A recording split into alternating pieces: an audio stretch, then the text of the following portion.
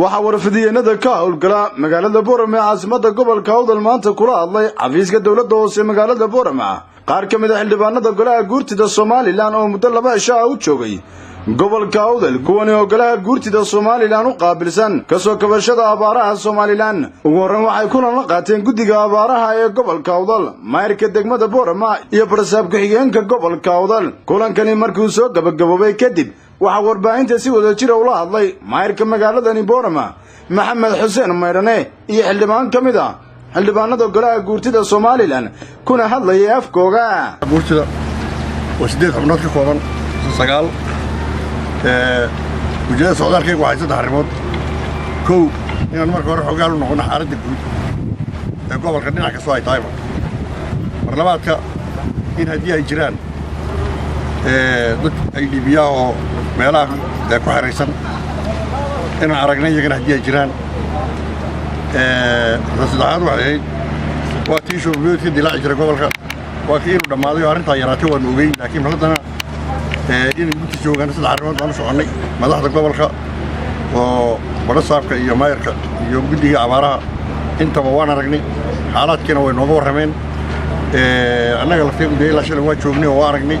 warbixin sugan runtii wayna siiyeen oo tafatiran waana noo dhamaatay dhawaan hadii la yiraahdo ku laami doonaa gobolka warbixin dawladana uu gudbin doonaa wixii ay warbixin iyo golweynaha iyagii ayaan u gudbin doonaa insha Allah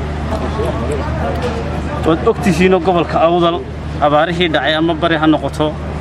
ama galbeed ha noqoto gobolkii lagu baxay wax laakiin maanta waan cabsi qabnaa roobkii daraaceedii kii xagaaba waan weynay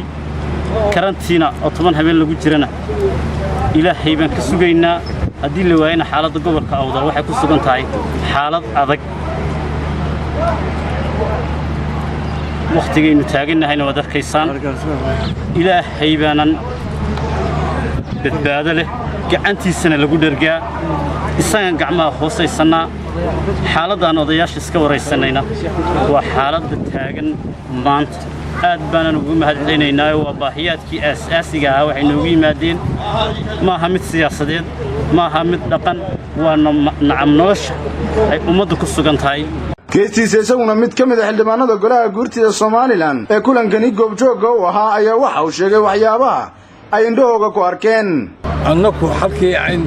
labada cashaan shalay maanta Soomaaliland abaartii baan arag madaxdan way noo sheegtay abaartii waan aragnay waana haddaan roob ilaahayna siina iminka ugu xun Soomaaliland waxa kale oo aan aragnay guddigii la sheegayay taana inay gobolka ka jirin isku soo wadaduuba kulankani ayaa wuxuu ku soo beegmayaa waqti aanayna gobolka Awdal ka shaqaynin guddida ka soo kabashada abaaraha ee heer qaran ee Soomaaliland Xuseen Xaataye Jamaa telefishinka caalamiga Universal magaalada Boorama.